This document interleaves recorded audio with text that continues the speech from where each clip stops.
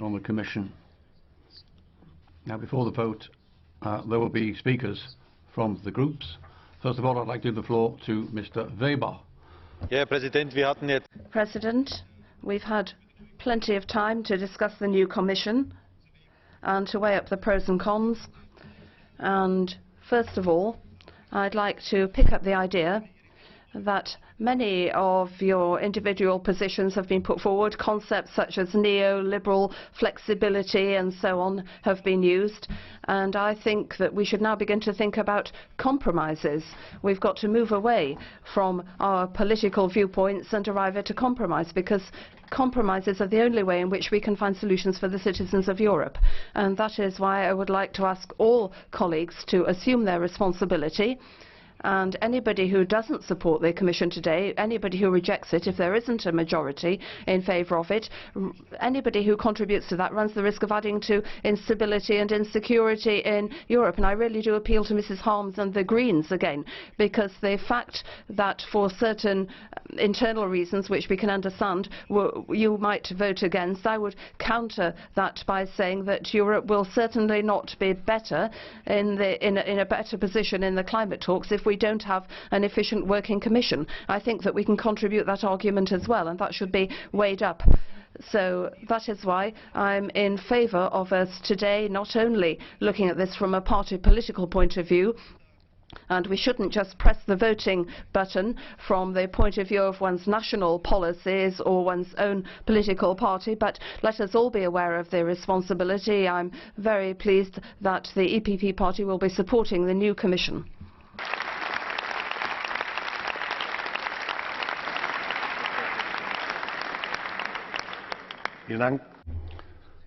Thank you very much. Mr. Pittella, please. Thank you, President. Mr. Juncker, I would like to confirm the positive vote from the Socialists and Democrats, because there's a positive new architecture for Europe that you've chosen via your Commission. Now, you've talked about austerity policies. Well, I would add that if you want courageous structural reform in a situation where there's low growth, you've got to ensure that you make the most of the flexibility enshrined in the treaties. A social AAA, I like that. I like the concept of that, because it will help the weakest citizens that we have. Our rating agency is our citizens. Also, a focus on investments, that's decisive as well. I listened to what the colleagues of my group have said. When you talked about an investment plan, you said that it's the private sector as well that has a strong responsibility to shoulder, and you're right there. Still, I'm convinced that reboosting the economy can't just be something for the private sector. An investment plan needs to be a clear commitment based on the public sector, public resources. What we need is structural reform to get rid of obstacles to growth. But be careful when you're talking about structural reform. Don't be too rhetorical, don't be too populistic. A lot of countries are already carrying out courageous structural reform. You can't continue to say that that's not enough, that they have to do more. It's not enough. Perhaps if, despite those reforms, growth doesn't get boosted, then perhaps the structural reforms are not enough. But what you need is a rebooting of domestic demand. We have a major challenge for Europe, and that is that there's a weakness of domestic demand. Now, finally, I'd just like to say a few words on solidarity. That is the very heart of our European project, for our European citizens, but also beyond Europe. You, quite rightly, talked about the Ebola tragedy. You were right to do that. But that is a test for us. It's a test for us to tackle that. Whatever people's nationality is, we don't want to leave anybody behind. Don Luigi Giotti said that it's not so much important to be a believer, you've got to be believed. And that's the challenge that we have in politics. We've got to take up the challenge. That's our challenge. Thank you.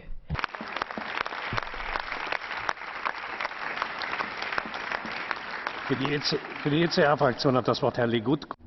Now Mr. LEGUTKO. Thank you. President Juncker, the ECR group will abstain. You start, so to speak, from the clean slate situation. We had your words, we had the words of the commissioners, but the words are like smoke, they tend to blur in people's memory. We will wait for your performance. We count on your success, not on your failure. The future is in your hands. Your team is far from a dream team, but there are some good people there, so there is some hope. We were slightly, I must admit, we were slightly dismayed by your excessive support of the community method. When you have the alternatives, subsidiarity or community method, the ECR definitely are on the side of the subsidiarity. So do not promise the goods that you cannot deliver. There are some limitations. You just cannot deliver certain goods. You cannot reduce youth unemployment much as you would like to, because you do not have the instruments to do so. You didn't mention innovation, which I think is to your credit, because the European Commission or European Parliament do not have the instruments to boost innovation. If they had the instruments, we would have been thriving, and all the Nobel Prizes will go to Europe. They are not going to Europe, and there must be some reason for it. So, contrary to what a lot of my colleagues said, I urge you to practice the virtue of self-restraint. Do not be overactive. The subsidiarity principle is to be treated seriously, and do not please jump on the federalist bandwagon. And the last point is about the so-called European values. You are a representative of Christian democracy, a noble political tradition, long dead but worth reviving. So my request is, do not kowtow to the political left that dominates the European Union. Act like a good Christian Democrat. Do not think that you can appease them. Believe me, they don't take prisoners. Take my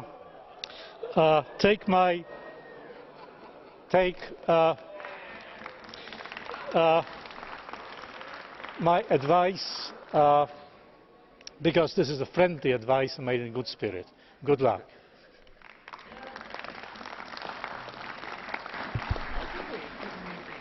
And now for the Liberal Group, Mr. Vehofstadt.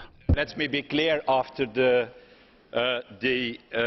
spokesman of the abstentionist party of Europe, the ECR can be a new name for the troops of Mr. Kamal. Our group is very clear. We shall support this new Commission as part, Mr. Juncker, of this broad, I hope for you, broad pro-European majority and coalition in this House. That said, I think that this debate was useful because it has made it clear that there are two visions on Europe. There are those in the majority, socialists, PPE, ourselves, ALDE, who think that we have to move forward with European integration. And those, Mr. Farage, who did his classical intervention for the British public, he's already in the British election. He is not in the European election, he's in the British election. For the moment, we shall see Marianne Le Pen in a few minutes. 2 minutes de patriotisme français à l'intérieur du Parlement européen. She hasn't taken part in the debate, but she'll get her 2 minutes in a minute. That's what we're going to have. That will be Marine Le Pen. Good.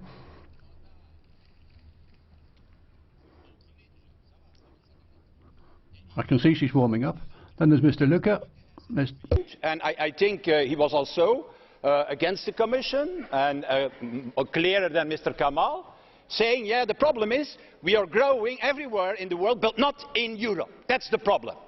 And his receipt for that is, oh, let's give up the euro and let's give up the European Union. Like the Americans gave up the dollar, and like the Americans gave up the Chinese the renminbi, or the Japanese the yen.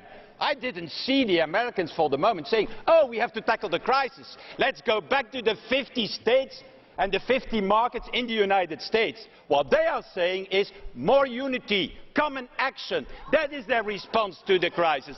And that has to be our response to the crisis now, instead of what they are saying. So things have been very clear now. There are those who are saying to the public opinion, we shall create jobs by going back to the past. Well, I believe in the future, and for that reason the ALDE shall vote in favour of the Commission. Thank you.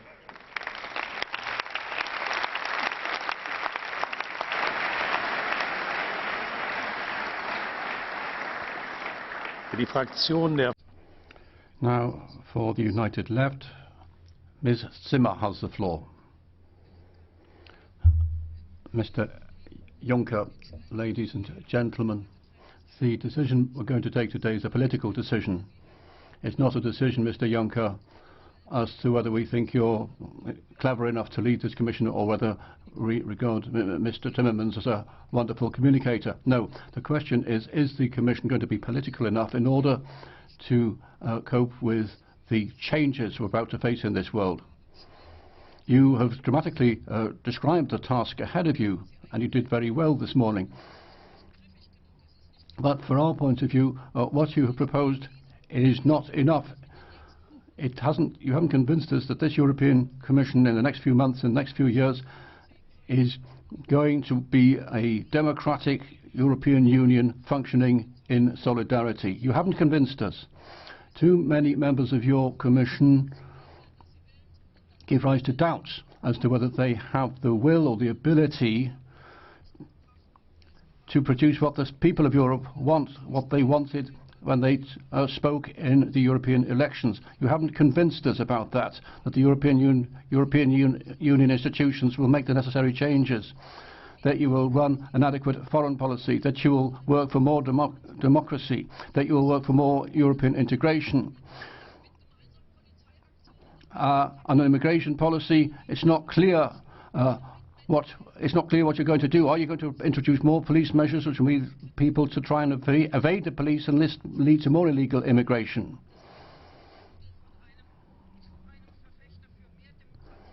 You haven't convinced us that you are going to fight for more democracy, more openness, more cultural openness and more media openness. We're not convinced that the new Commission will be fighting to protect people, animals and the climate. Some people are convinced, but we're not. During the hearings, we weren't convinced about your AAA, Social Europe. Now, if in the hearings the commissioners who were questioned weren't able to clearly explain that the austerity policy, or admit that the austerity policy wasn't in line with the Fundamental Rights Charter, how are we going to bring about the change that you want to bring about? Now, these remarks are not just for you, the Commission. I would address these words to my fellow colleagues and members of the European Parliament. We're disappointed with many of you. We now have a grand coalition in the European Parliament, which is holding sway in the European Parliament, which is influenced, of course, the way you were appointed as European Commission President, and so were your colleagues. In the meantime, what has happened is we now have this grand coalition, this wheeling and dealing between the major groups in this Parliament, and that for us is a price which is too high to pay. Thank you. Now for the Greens, Ms. Harms. Herr Juncker, Herr Präsident. Mr. Juncker, President, colleagues, I think it remarkable that we are at a stage which is in fact a turning point, because the future Commission President, Jean-Claude Juncker, is the man who stood as a candidate and came into that position thanks to the European Parliament. And I think that that has to be recognised by everyone. as an important step towards the development of European democracy. It is a shame, and I have to say this explicitly at this stage, it is a shame that we missed the opportunity on the basis of the hearings to make the Commission, the Team Juncker, into a team for the European Parliament. That's where the package among the member states' governments and the groups in Parliament and the three parties behind that should have been tied up. This was a missed opportunity for further breakthrough to European democracy, and we'll need to discuss that in Parliament and how we can make the hearings into genuine hearings rather than just apparent hearings so that we can reinforce Parliament's powers in future. But allow me to say one thing. My group judged several of the commissioners in a very positive way. We are a pro-European group.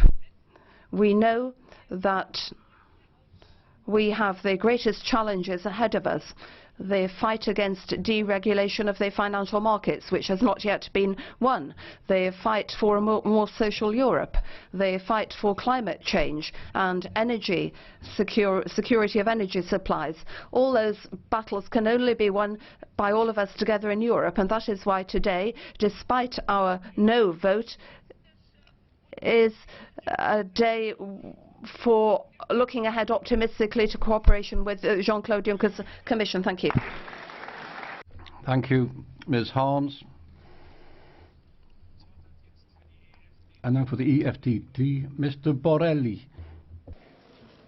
Bitte. President Juncker, now we've got a very momentous occasion today. We've got all these major challenges. I hope you're aware of the major responsibility that you have with regard to responsibility for our citizens. Giving faith to your idea of Europe and trying to, you're basing yourself on austerity and the people that you have chosen to carry that out, asking us to approve that. Well, beyond the individual people that you have selected to make part of your team, this strategy, is it adapted to the times that we have before us now? Does it respond to the difficulties that our citizens find themselves in now? Is the strategy able to modernize what's happening now and the structure that we've had up to now and the responsibilities that are incumbent on us? Well, we want to look at this very carefully. This is a very dangerous time for us now. The fundamental values that we have are being substituted by reasons of state, and I think you're running counter to the principle of collegiality. You are setting out roles and people and portfolios that are unprecedented. We are not even able to respect our own democratic principles of proportionality or representativeness. We're not even capable of doing that as a European Parliament. Applying methods of proportionality without taking account of the majority relations is something that is flouting democracy. It's not what our citizens want. How can you swallow the situation that's happening in Greece, for example?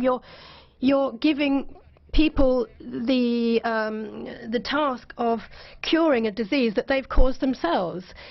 We need to defend the weakest people here, that is our citizens, and we are expecting this to happen. There's conflicts of interest at the moment. We've got very rough seas at the moment. We've got a very dangerous road ahead of us. Very few people and very few countries hold power at the moment. We are not going to vote in favour of that commission. We are voting against it because we want more than that, more respect for citizens and SMEs, which are the heart of our economy, more respect for the environment, more solidarity, because poor people can't wait any longer. we will be voting against, because we want a true Europe, a truer Europe, a Europe that is closer to citizens. Thank you.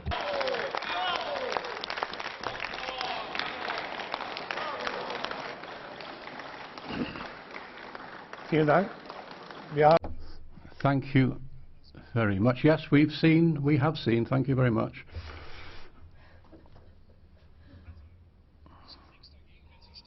I've nothing against you remaining standing, but I would like to be able to see Ms. Le Pen, who's our next speaker.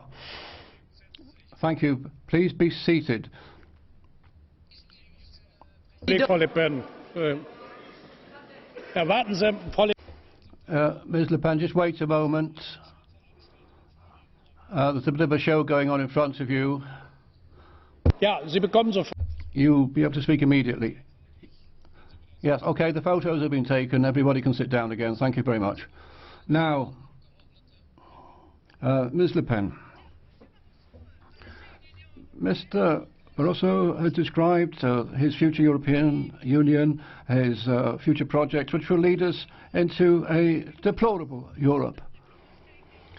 He's proposing more austerity, which has led to the damage to the euro, unemployment, indebtedness and poverty. And now, Mr. Juncker, your future commission is not based on any popular legitimacy. For your Commissioner for Finance, Mr. Lord Hill has been appointed, who's worked for banks all his life and as a lobbyist for speculators. And then Dombrovskis, a former Latvian Prime Minister, introduced the most severe austerity plans in that country and led to so many people leaving the country. Then there's Mr. Cañete, responsible for climate and energy. He has very close links with two oil companies, which he set up himself and which his family continues to control. What about ethics and independence in policy, impartiality, and independence from lobbies? You haven't achieved that. You're not going to achieve that, and thus you're insulting all the people of Europe. You're going to have more free trade, unbridled trade with the new agreements with Canada and the United States. The new CAP is bringing our farmers to their knees and will lead to a deterioration in the quality of agricultural produce and the environment. You're seeking in the new TTIP agreement to align French standards, agricultural standards and others with the standards of the United States, which will allow also the TTIP agreement to have private companies taking governments to court if their interests are they feel their interests are undermined. You're doing everything to favour the international, transnational companies to the detriment of the European Union. At the same time, we're seeing a deterioration on our public services, privatisation of our public services, even the disappearance of our public services. This is the direction you will take us in. Increasingly, multinationals will be gaining power in Europe above and beyond democracy. The current Euro policy is going to carry on impoverishing the people of Europe. It will have no effect on employment or prosperity. And what about Turkey? Your plans to bring Turkey into the European Union? What a visionary you are, Mr. Juncker. Look at the people of Kobani and the way they are suffering just on the doorstep of South Turkey at the moment. No, I think I can say, as we used to say in France, with you we can be sure of the worst.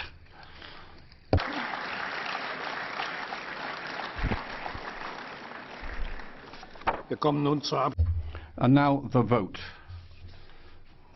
The election of the European Commission. Now, I have to give you a few organisational details. First of all, we have to vote on the motions which have been tabled. When we have voted on these motions, we'll come to the vote on the Commission, which will be a roll call vote.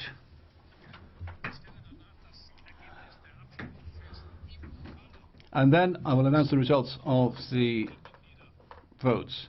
Now, if the Commission receives a majority of members, then I will sign the so-called transmission letter.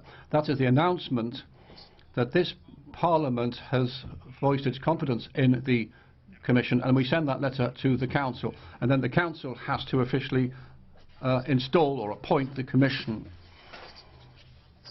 And then the Commission has to commence or be sworn in, as it were, before the European Court of Justice.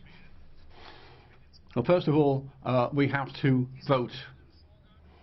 Now, this is a formal procedure, and as I said, if we vote in favour of the Commission, I will sign the letter of transmission, give a copy to Mr Juncker, and send a copy to the Council. But Mr Juncker will not yet be in office, but it will be clear that he will be able to take office, and that will be due to a vote in the European Parliament. Now, the motions which have been tabled. First of all, the Greens motion. Those in favour, please, hands up. Against? Abstentions? Turned down. Rejected. Only just. And now the motion from the European Conservatives. Those in favour, please show. Those against? Abstentions? Also rejected. And then the motion from the United Left Group. Those in favour, please show. Against?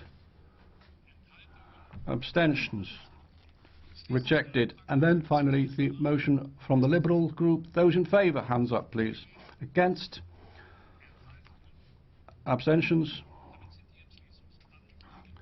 So all the motions have been rejected. And now we come to the vote on the European Commission. 118, Rule 118. Roll call vote. The vote is open.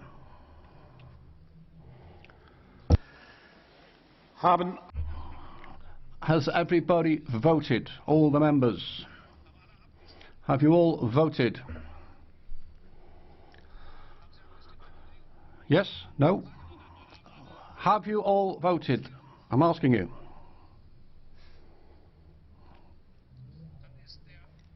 Right. The vote is closed.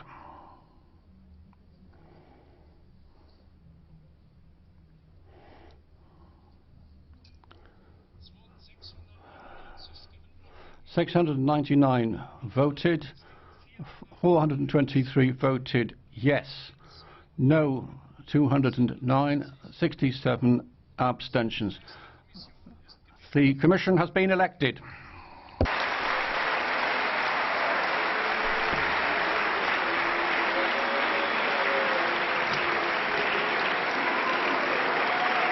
Wo ist denn?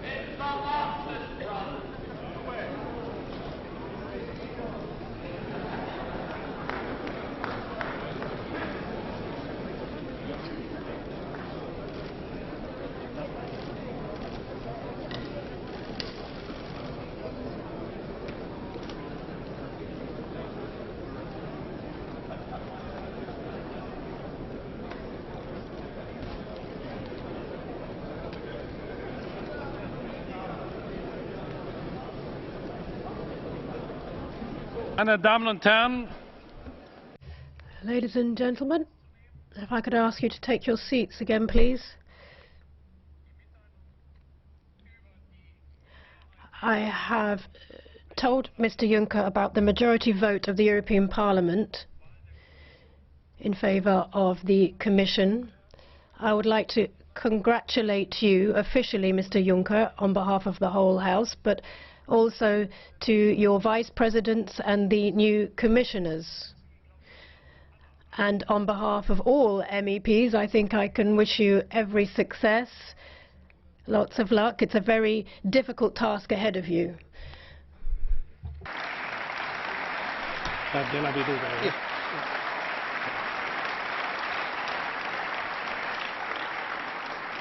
Ich erteile das Wort jetzt. I'd like to hand over the floor now to the representative of the Council, Mr. Vedova. Go ahead, Mr. Vedova. Grazie, signor. Thank you, President, members of the European Parliament, ladies and gentlemen. On behalf of the Council, I'd like to seize this opportunity to congratulate President Juncker and the whole of the Commission for the vote of approval received from this Assembly. It really is a sign of support and confidence from members of the European Parliament. This vote prepares the course towards the appointment of the European Council, which should be carried out by the end of this week. In the forthcoming months and years, the Commission will be playing a key role in tackling the challenges facing us. These are fantastic challenges, including an increase in competitiveness in Europe and the creation of jobs, development of a consistent European policy for energy and the climate, and the problems of security in our neighbourhood. And there are many others as well, of course. Naturally, the Commission cannot tackle all these challenges alone. It also needs cooperation from this Parliament and from Council. And so I would like to seize this opportunity, President Juncker, to emphasise the commitment of Council to cooperate with you over the next 5 years. We should work closely together and with Parliament if we wish to implement the agenda agreed on by the European Council at the beginning of this year. The measures which we implement, the policies we pursue, will be the basis on which all of us will be judged by our citizens.